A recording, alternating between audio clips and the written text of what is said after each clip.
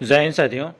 तो चलिए आज के इस वीडियो में हम लोग बात करने वाले हैं एसएससी जीडी का सारे रामबाण और सिलेक्टेड क्वेश्चन जो आपको 100% एसएससी जीडी के लिए सारे सिलेक्टेड लिए गए हैं, जो आपको 100% एग्जाम में आने का चांसेस बनता है। ठीक है, तो चलिए काफ़ी देर न करते हुए वीडियो को कंटिन्यू करते हैं। लेकिन इससे पहले बता दें कि जो भी बच्चे वीडियो पर नए हो तो वीडियो को लाइक कर लेना। अगर आप चैनल पर नए हो तो चैनल को सब्सक्राइब करके नोटिफिकेशन ऑल पे सेलेक्ट कर लेना दोस्तों, ताकि आने वाले ऐसे सिलेक्टेड क्वेश्चन आपको टाइम टू टाइम मिलते रहे। सबसे पहले आप वीडियो को लाइक कर लेना, ठीक है। और जो भी बच्चे इस बार सिलेक्शन लेना चाहते हैं एसएससी जीडी के अंदर, वो आप वीडियो पे कंटिन्यू बने रहना, ठीक है, ताकि दोस्तों अच्छे से रिवीजन हो सके और अच्छे से आप अपने एग्जाम में स्कोर कर सके। ठीक है, बस आप कंटिन्यू बने रहना, ठीक है। तो चलिए इस तो बाकी बात कर लेते हैं। तो चलिए वीडियो को काफ़ी देर न करते हुए वीडियो को कंटिन्यू करते हैं। सबसे पहले क्वेश्चन पूछा गया दोस्तों कि निम्नलिखित में से जो है किस राज्य में जो है जनसंख्या सबसे अधिक है? पश्चिम बंगाल में, तमिलनाडु में, उत्तर प्रदेश में या फिर आपका बिहार में? चलिए राइट आंसर बताइए दोस्तों, क्या हो जाएगा सही आंसर। चीज़ आपके लिए इंपॉर्टेंट बन जाता है अगर आप इस बार सिलेक्शन के लिए चिंतित हैं तो, ठीक है। क्योंकि दोस्तों ये क्वेश्चन आपका 2019 में पूछा जा चुका है, जो कि आपका प्रीवियस ईयर का क्वेश्चन है। आप क्वेश्चन बैंक उठा के देख सकते हो, ये 2019 का पूछा गया क्वेश्चन है, ठीक है, एसएससी जीडी के अंदर। चलिए बताइए इस क्वेश्चन का राइट आंसर क्या हो जाएगा। अगर बात किया जाए दोस्तों, अगर ऑप्शन नंबर सी सेलेक्ट किए दोस्तों उत्तर प्रदेश, तो बिल्कुल राइट आंसर हो जाएगा option number C will be correct answer, ठीक है, बिल्कुल सटीक आंसर हो जाएगा दोस्तों। और साथ ही याद रखना कि सबसे अधिक जनसंख्या वाला राज्य उत्तर प्रदेश है, और अगर जनसंख्या सबसे कम की बात किया जाए तो आपका सिक्किम में है, ठीक है, आप याद रखना। और अगर क्षेत्रफल की दृष्टि से अगर सबसे कम क्षेत्रफल वाला राज्य अगर बात किया जाए तो आपका गोवा हो जाएगा, ठीक है, याद रखना इंपॉर्टेंट है। और सबसे अधिक क्षेत्रफल की बात किया जाए तो आपका राजस्थान हो जाएगा, ठीक है, आप याद रखना। तो ये सारी चीज़ें आपके लिए इम्पोर्टेंट है। आगे आते हैं और अगला क्वेश्चन दोस्तों यहाँ पे आपका पूछा गया, बताना है दोस्तों, सही से आंसर करना है, ठीक है, कि तटीय उड़ीसा का जो है प्राचीन नाम क्या है? तटीय उड़ीसा का प्राचीन नाम क्या था? कौशाम्बी, कलिंग, कामरूप या फिर आपका खानदेश? चलिए बात करिए इस क्वेश्चन का राइट आंसर क्या हो जाएगा। अगर पता है तो आप कमेंट में ज़रूर बताना दोस्तों, अगर नहीं पता है तो आप अच्छे से वीडियो पे बिना स्किप करे ज़रूर देखना, ठीक है, ताकि आपका एक भी क्वेश्चन ना छूट सके। चलिए बताइए, मेरा मानना है दोस्तों कि जो भी प्रैक्टिस सेट करवा रहे हैं अगर वो कर लेते हैं तो गारंटी आपका एक भी क्वेश्चन नहीं छूटेगा। और साथ ही बता दें कि जो भी बच्चे ये पेड PDF नहीं लिए तो जाके ले लेना। ये पेड PDF आप ये दिए गए व्हाट्सएप पर मिलेगा, जो आपको 100% सिलेक्शन तक लेके जाएगी, ठीक है। चलिए बताइए इस क्वेश्चन का राइट आंसर क्या हो जाएगा, बताइए दोस्तों। अगर ऑप्शन नंबर बी सेलेक्ट करें दोस्तों कलिंग, तो बिल्कुल राइट आंसर हो जाएगा ऑप्शन नंबर बी, ठीक है, याद रखिएगा। और साथ ही बता दें यहाँ पे कि उड़ीसा का प्राचीन नाम कलिंग था। और याद रखिएगा दोस्तों कि प्राचीन काल में जो है इस राज्य को जो है मध्यकाल से जो है उड़ीसा से नाम से जो है जाना जाता था, जिससे आपका आधिकारिक रूप से आपका 4 नवंबर 2011 को जो है उड़ीसा का नाम आज से जो कि आपका प्रवर्तित का जो है दिया गया था। और याद रखना दोस्तों यहाँ पे खानदेश का नाम आया है, तो याद रखिएगा दोस्तों खानदेश जो कि आपका महाराष्ट्र और मध्य प्रदेश के कुछ हिस्से को जो है जाना जाता था, ठीक है। एक दोस्तों कामरूप आया है, तो याद रखिएगा दोस्तों यहाँ पे कामरूप जो कि आपका असम राज्य का जो है जिला है, ठीक है, कामरूप, याद रखना इंपॉर्टेंट है। आगे आते हैं और अगला क्वेश्चन दोस्तों यहाँ पे आपका पूछा गया, बताना है दोस्तों कि भारत का प्रायद्वीपीय पठार किस भूभाग का हिस्सा है? लॉरेशिया या फिर दोस्तों आपका इंडियन या फिर दोस्तों आपका टेथिस या फिर आपका गोंडवान भूमि? चलिए राइट आंसर बताइए दोस्तों, चीज़ें क्या हो जाएगा। इंपॉर्टेंट है दोस्तों, सिलेक्शन दिलाएंगे इस बार 100%, अगर सेलेक्टेड है। चलिए बताइए, अगर ऑप्शन नंबर डी सेलेक्ट किए दोस्तों तो बिल्कुल राइट आंसर हो जाएगा गोंडवान भूमि, बिल्कुल ऑप्शन नंबर डी आपका सही हो जाएगा, option number D will be correct answer. और साथ ही याद रखिएगा कि भारत का प्रायद्वीपीय पठार गोंडवाना लैंड का भूभाग जो है यह राजस्थान से जो कि आपका कन्याकुमारी, ठीक है, राजस्थान से आपका कुमारी अंतरियता जो कि आपका 1700 किलोमीटर, ठीक है, कितना है तो 1700 किलोमीटर, और आपका गुजरात से आपका पश्चिम बंगाल जो कि आपका 1400 किलोमीटर, ठीक है, कितना है तो 1400 किलोमीटर तक जो है फैला हुआ है। और याद रखिएगा दोस्तों नर्मदा नदी का जो है भ्रंशन इस प्रकार के जो है 2 भागों में जो है बांटती है। पहला जो बांटती है तो आपका मध्यवर्ती उच्च भूमियाँ, और आपका दूसरा जो बांटती है ये आपका दक्कन का पठार, ठीक है, आप याद रखना इंपॉर्टेंट है आपके एग्जाम्स के लिए, ठीक है। आगे आते हैं और जो भी क्वेश्चन है दोस्तों ये आपके एग्जाम ओरिएंटेड बता रहे हैं, जो आपको 100% सिलेक्शन दिलाएगी, ठीक है। बस जो भी बच्चे अच्छे से रिवीजन करना चाहते हैं वो ये दिए गए व्हाट्सएप नंबर पे आपको ले लेना है PDF, ठीक है। आगे आते हैं और अगले क्वेश्चन दोस्तों यहाँ पे आपका पूछा गया, बताना है तो कि निम्नलिखित नदियों में से जो है किसे जो है दक्षिण गंगा भी जो है कहा जाता है? पेरियार को, कावेरी को, कृष्णा को या फिर आपका गोदावरी को? चलिए बताइए राइट आंसर क्या हो जाएगा। बताइए दोस्तों, अगर ऑप्शन नंबर डी सेलेक्ट किए दोस्तों गोदावरी को जो है, तो बिल्कुल राइट आंसर हो जाएगा, option number D will be correct answer. और साथ ही याद रखना यहाँ पे कि गोदावरी नदी को जो है दक्षिण गंगा भी जो है कहा जाता है। और याद रखिएगा गोदावरी नदी जो कि आपका प्रायद्वीपीय भारत की जो सबसे लंबी नदी, जो कि आपका 1465 किलोमीटर कितना दोस्तों, याद रखिएगा 1465 किलोमीटर की जो है। याद रखना दोस्तों यहाँ पे कि यह पश्चिम घाट को जो है नासिक की पहाड़ियाँ से में जो है आपका त्र्यंबक गांव से जो है निकलती है। ठीक है, त्र्यंबक गांव से निकलती है। और याद रखना दोस्तों इसे ब्रीत या फिर आपका बूढ़ी गंगा जो भी कहा जाता है किसको दोस्तों, गोदावरी नदी को। ठीक है, आप याद रखना। आगे आते हैं और अगला क्वेश्चन दोस्तों यहाँ पे आपका पूछा गया, बताना है दोस्तों यहाँ पे एक एक चीज़ें तैयार है दोस्तों आपके लिए, बस आप अच्छे तरीके से रिविजन करते रहना। ठीक है, चलिए बताइए, पूछा गया कि नागार्जुन सागर बांध कौन सी नदी पर बनाया गया है, महानदी पर, कावेरी नदी पर, पंबा पर, या फिर दोस्तों कृष्णा पर। बताइए राइट आंसर क्या हो जाएगा। अगर ऑप्शन नंबर डी सेलेक्ट करें दोस्तों कृष्णा नदी पर, तो बिल्कुल राइट आंसर हो जाएगा दोस्तों ऑप्शन नंबर डी। साथ ही याद रखिएगा यहाँ पे कि नागार्जुन सागर बांध जो कि आपका कृष्णा नदी पर बनाया गया था, और जिसकी ऊंचाई की अगर बात किया जाए तो 124 मीटर की जो है इसकी टोटल ऊंचाई है दोस्तों। और याद रखना जो आपका गुंटूर जिला आंध्र प्रदेश और आपका नालगोड़ा जिला तेलंगाना में स्थित है, जिसे हम लोग दोस्तों याद रखना 1966 में जो है बनाया गया था। याद रखिएगा दोस्तों यहाँ पे कि महानदी पर जो है हीराकुंड बांध बनाया गया है, और कावेरी नदी पर दोस्तों मेटूरा बांध बनाया गया है। ठीक है, तो ये आप याद रखिए। और नागार्जुन सागर बांध जो कि आपका कृष्णा नदी पर बनाया गया, तो याद रखिएगा दोस्तों इंपॉर्टेंट है। महानदी पर दोस्तों याद रखना क्या बनाया गया है, तो हीराकुंड बांध बनाया गया है। और कावेरी नदी की बात करें तो यहाँ पे मेटूरा बांध बनाया गया है। ठीक है, याद रखना इंपॉर्टेंट है आपके एग्जाम्स के लिए। डिटेल में बताते हैं दोस्तों ताकि आपका सिलेक्शन हो सके इस बार SSC GD के अंदर। चलिए आगे आते हैं और अगले क्वेश्चन दोस्तों यहाँ पे आपका पूछा गया, बताना है दोस्तों कि भूमि और आपका समुद्री हवा की किस कारण से होती है।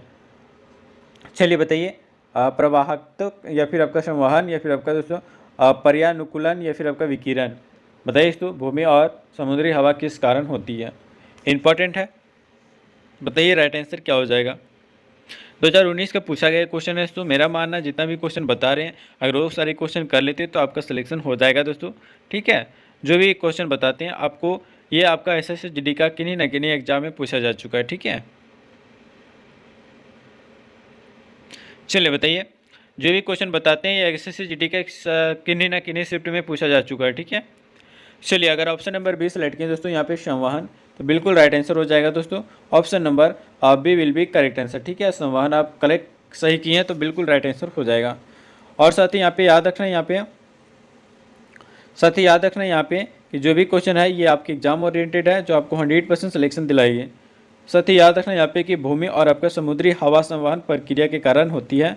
और याद रखना सौर विकिरण की वजह से जो है दिन में जो है तापमान बढ़ता है, और गर्मी की संवहन जो है की जो है वजह से। ठीक है, याद रखना। आगे आते हैं और अगला क्वेश्चन दोस्तों यहाँ पे आपका पूछा गया, बताना है दोस्तों यहाँ पे कि 2011 की जनगणना के अनुसार किस राज्य का जो है साक्षरता दर सबसे अधिक है, गोवा का, मिजोरम का, कर्नाटक का, या फिर आपका केरल का। चलिए बताइए राइट आंसर। और जो भी बच्चे अभी तक वीडियो को लाइक नहीं किए तो वीडियो को लाइक कर लेना। अगर आप चैनल पर नए हो तो चैनल को सब्सक्राइब करके नोटिफिकेशन ऑल पे सेलेक्ट कर लेना, ताकि आने वाला ऐसे सिलेक्टेड क्वेश्चन दोस्तों SSC GD से रिलेटेड आपको टाइम टू टाइम मिलते रहे। ठीक है, चलिए बताइए इस क्वेश्चन का राइट आंसर क्या हो जाएगा। चीज़ें इंपॉर्टेंट है। अगर दोस्तों ऑप्शन नंबर डी सेलेक्ट किए दोस्तों यहाँ पे केरल, तो बिल्कुल सही आंसर हो जाएगा ऑप्शन नंबर डी केरल। ठीक है, और साथ ही याद रखना यहाँ पे जो भी चीज़ें हैं, और साथ ही ये भी याद रखना कि 2011 की जनगणना के अनुसार अगर बात किया जाए तो केरल राज्य की जो है साक्षरता दर जो कि आपका सबसे अधिक है। और दोस्तों याद रखना कि सबसे कम बिहार, आपको बिहार में जो है कितना है दोस्तों, तो याद रखना दोस्तों 63.23। ठीक है, कितना है तो 63.32% जो कि आपका बिहार में साक्षरता दर है, जो कि आपका सबसे कम है। ठीक है, केरल के लिए अगर बात किया जाए तो इसका साक्षरता दर तो आपका 93.9 है। ठीक है, कितना है तो 93.9% जो है केरल में साक्षरता दर है। और मिजोरम में अगर बात किया जाए दोस्तों, तो मिजोरम में दोस्तों 91 पॉइंट कुछ है। ठीक है, 91.6% जो है आपकी मिजोरम में साक्षरता दर है। और याद रखिएगा दोस्तों गोवा में, तो गोवा में अगर बात किया जाए साक्षरता दर तो 87.40% जो कि आपका साक्षरता दर है। कहाँ पे, गोवा में। कर्नाटक के लिए अगर बात किया जाए तो कर्नाटक में साक्षरता दर की अगर बात किया जाए तो याद रखिएगा दोस्तों 75.60%। ठीक है, 75.60% जो है ये आपका कर्नाटक राज्य में साक्षरता दर है। ठीक है, तो कहाँ कहाँ सबसे ज़्यादा है, कहाँ सबसे कम है दोस्तों, आप बताइए। ठीक है, और अच्छे से आंसर कीजिए, और साथ ही जितना भी चीज़ें बता रहे हैं एक्स्ट्रा चीज़ जो आपको एग्जाम में 100% सिलेक्शन दिलाएगी। ठीक है, आगे आते हैं। और अगला क्वेश्चन दोस्तों यहाँ पे आपका पूछा गया, बताना है तो कि निम्नलिखित में से कौन सा देश जो कि आपका ब्रिक्स समूहीकरण का सदस्य नहीं है। चलिए बताइए कौन नहीं है, बताइए तो इंपॉर्टेंट है। चीन नहीं है, या फिर दोस्तों आपका दक्षिण अफ्रीका नहीं है, या फिर आपका ब्राज़ील नहीं है, या फिर आपका केन्या नहीं है। चलिए कौन नहीं है। अगर वीडियो को अभी तक लाइक नहीं किए तो लाइक ज़रूर कर लेना, अगर आप शेयर नहीं किए तो दोस्तों को भी शेयर कर लेना ताकि उसका भी सिलेक्शन हो सके इस चैनल से। ठीक है, चलिए बताइए, चीज़ इंपॉर्टेंट है दोस्तों।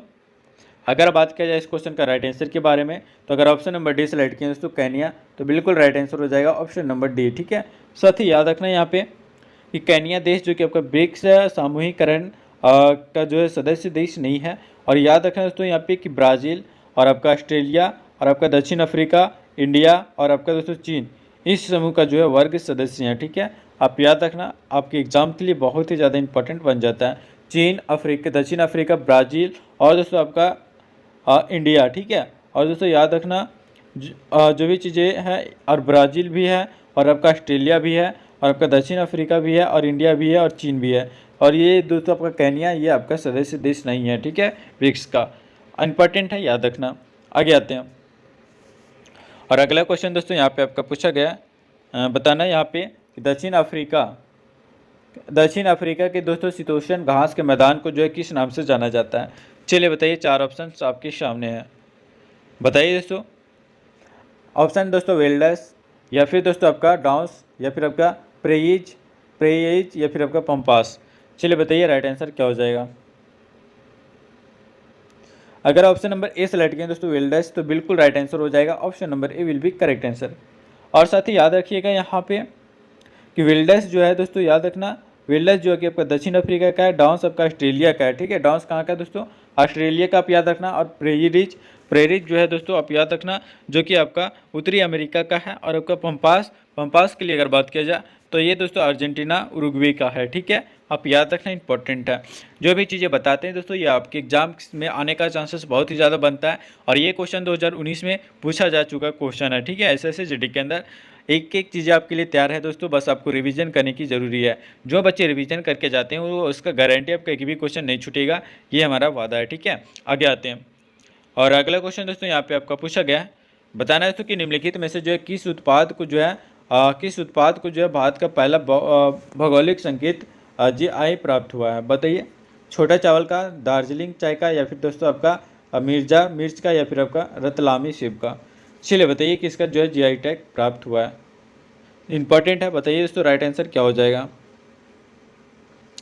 अगर ऑप्शन नंबर बी सेलेक्ट करें दोस्तों दार्जिलिंग चाय का, तो बिल्कुल राइट आंसर हो जाएगा ऑप्शन नंबर बी आपका बिल्कुल सटीक आंसर हो जाएगा। ठीक है, और साथ ही याद रखना यहाँ पे कि दार्जिलिंग चाय के जो उत्पाद को जो भारत का जो पहला भौगोलिक संकेत जीआई प्राप्त हुआ है।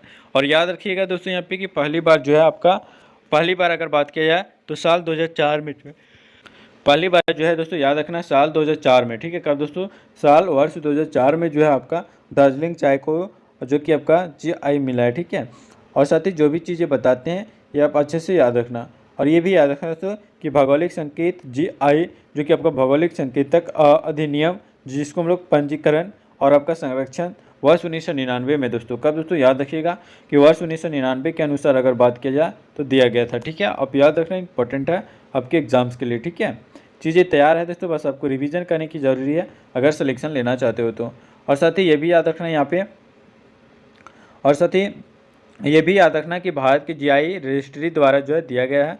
और याद रखना दोस्तों यहाँ पे कि जो आपका वाणिज्य और आपका औद्योगिक मंत्रालय के तहत जो है आता है। ठीक है, और ये भी याद रखना दोस्तों कि भारत में जो है दूसरा जीआई टैग जो कि आपका अरन भुजा अनादि, जिसको हम लोग हस्तलिपि कहते हैं, उसके द्वारा जो है दिया गया था। और याद रखना दोस्तों जो एक दर्पण होता है और दोस्तों केरल में जो है बनाया जाता है। ठीक है, याद रखना, जीआई इंपॉर्टेंट है आपके एग्जाम्स के लिए। आगे आते हैं।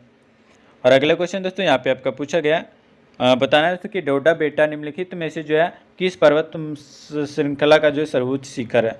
चलिए, बिंदिया का, या फिर आपका सतपुड़ा का, या फिर आपका नीलगिरी का, या फिर आपका अरावली का। चलिए बताइए, जो भी बच्चे ये सारे सिलेक्टेड क्वेश्चन का PDF लेना चाहते हैं, आप ये दिए गए व्हाट्सएप नंबर पर ले लेना, जिसका आपको अच्छे से रिवीजन हो सके और उसका सिलेक्शन भी हो सके इस PDF से, ठीक है। क्योंकि दोस्तों इस PDF में आपको सिलेक्टेड लिए गए हैं, सिलेक्शन वाला है, क्वेश्चन लिया गया है।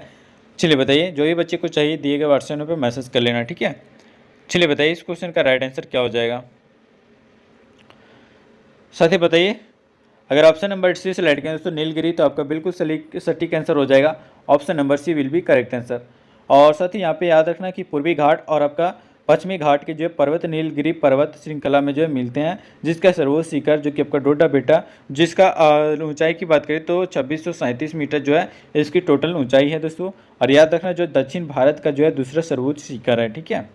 और ये भी याद रखना दोस्तों, यहाँ पे अरावली पर्वत का नाम आया है, तो यह दोस्तों याद रखना अरावली पर्वत जो कि आपका श्रृंखला का सर्वोच्च शिखर, जिसकी टोटल ऊंचाई 1722 मीटर है, ठीक है। कितना है तो 1722 मीटर है, और ये दोस्तों आबू की पहाड़ियाँ में है, ठीक है, याद रखना। एक दोस्तों सतपुड़ा का अगर नाम आया है, तो याद रखना सतपुड़ा पर्वत श्रृंखला जो कि आपका सर्वोच्च शिखर धूपगढ़, जिसका अगर टोटल ऊंचाई की बात करें तो 1350 मीटर इसकी टोटल ऊंचाई है दोस्तों। और याद रखना जो आपका पंचमढ़ी जो निकट आपका महादेव पर्वत पर स्थित है। याद रखना दोस्तों, इंपॉर्टेंट है ताकि आपका सिलेक्शन हो सके। आगे आते हैं, और अगला क्वेश्चन दोस्तों यहाँ पे आपका पूछा गया, बताना है दोस्तों यहाँ पे कि यूनेस्को की जो है विश्व धरोहर सूची में स्थान बनाने वाला पहला भारतीय शहर कौन सा है। इंदौर है, अहमदाबाद है, भुवनेश्वर है, या फिर आपका बेंगलुरु है। चलिए बताइए राइट आंसर। चीज़ें इंपॉर्टेंट है दोस्तों, सिलेक्शन मिलेगा आपको इस बार SSC GD के अंदर, बस आप अच्छी तरीके से रिवीजन कर लेना, ठीक है। चलिए बताइए राइट आंसर क्या हो जाएगा। ये क्वेश्चन दोस्तों आपका 2019 में जो आपका पूछा गया क्वेश्चन है SSC GD के अंदर, ठीक है। इसलिए आपको करवा रहे हैं ताकि आपका सिलेक्शन हो सके, और जो भी प्रीवियस ईयर में पूछा गया वो सारे रिपीटेड हो सके, ठीक है। चलिए बताइए राइट आंसर क्या हो जाएगा। साथ ही बात किया जाए इस क्वेश्चन का राइट आंसर के बारे में, तो अगर ऑप्शन नंबर बी सेलेक्ट करें दोस्तों अहमदाबाद, तो बिल्कुल राइट आंसर हो जाएगा। ऑप्शन नंबर बी आपका बिल्कुल सटीक आंसर हो जाएगा, अहमदाबाद। याद रखिएगा दोस्तों कि यूनेस्को की विश्व धरोहर सूची में जो है अहमदाबाद पहला स्थान बनाने वाला जो है भारतीय शहर है, जो गुजरात राज्य में स्थित है, ठीक है, याद रखना। और दोस्तों इंदौर कहाँ पे है दोस्तों, मध्य प्रदेश में है। भुवनेश्वर कहाँ है दोस्तों, तो याद रखना उड़ीसा में है। बेंगलुरु कहाँ है दोस्तों, तो ये कर्नाटक राज्य में स्थित है। सारे एक एक चीज़ें तैयार है दोस्तों आपके लिए, ठीक है। आगे आते हैं, और इस वीडियो का लास्ट क्वेश्चन होगा दोस्तों, जो कि आपको कमेंट बॉक्स में बताना है इस क्वेश्चन का राइट आंसर क्या हो जाएगा, ठीक है। चलिए बताइए दोस्तों, यहाँ पे पूछा गया दोस्तों प्यार मोहब्बत से आंसर बताना है ताकि आपका सिलेक्शन हो सके, ठीक है। पूछा गया कि भारत के किस राज्य में जो है संगाई त्यौहार मनाया जाता है। मणिपुर में, नागालैंड में, अरुणाचल प्रदेश में, या फिर आपका मेघालय में। चलिए राइट आंसर बताइए दोस्तों। और अभी तक जो भी बच्चे वीडियो को लाइक नहीं किए तो लाइक कर लेना। अगर आप चैनल पर नए हो तो चैनल को सब्सक्राइब करके नोटिफिकेशन ऑल पर सेलेक्ट कर लेना, ताकि आपका सिलेक्शन हो सके इस PDF से, ठीक है। चलिए बताइए राइट आंसर। और जो भी प्रैक्टिस सेट करवाए दोस्तों इससे पहले वाले जाके कर लेना, ठीक है। बताइए इस क्वेश्चन का राइट आंसर क्या हो जाएगा। अगर ऑप्शन नंबर ए सेलेक्ट किया दोस्तों मणिपुर, तो बिल्कुल राइट आंसर हो जाएगा ऑप्शन नंबर ए, ठीक है। याद रखिएगा दोस्तों यहाँ पे कि संगाई त्यौहार जो कि आपका प्रतिवर्ष मणिपुर राज्य में मनाया जाता है, और ये दोस्तों याद रखना आपका 21 नवंबर से लेकर आपका 30 नवंबर, ठीक है। 21 नवंबर से लेकर आपका 30 नवंबर तक जो है मणिपुर में यह त्यौहार जो है मनाया जाता है। और याद रखना दोस्तों यहाँ पे अरुणाचल प्रदेश आया है, तो याद रखिएगा अरुणाचल प्रदेश के त्यौहार का नाम अगर बात किया जाए तो तवांग है, और जो कि आपका हर साल जो कि आपका 26 अक्टूबर को, ठीक है, हर साल जो है 26 अक्टूबर को जो है ये अरुणाचल प्रदेश में मनाया जाता है, ठीक है दोस्तों। याद रखना इंपॉर्टेंट है आपके एग्जाम्स के लिए, ठीक है। तो साथ ही वीडियो कैसा लगा जरूर आप बताना, और आप अच्छे से कितने टॉप आपका 18 क्वेश्चन में आप कितने स्कोर कर पाएँ आप हमें कमेंट में बताना। और आप दोस्तों बताना है कि वीडियो का क्वेश्चन का लेवल कैसा था, ये भी आप हमें कमेंट में बताना, ताकि आपका कोई भी डाउट ना रहे, ठीक है। सारा डाउट आपको क्लियर कर दिया जाएगा दोस्तों, ताकि आपका सिलेक्शन हो सके, ठीक है। तो चलिए वीडियो को काफ़ी देर न करते वीडियो को एंड करते हैं दोस्तों। मिलते हैं फिर किसी नेक्स्ट वीडियो में, तब तक के लिए जय हिंद, वंदे मातरम।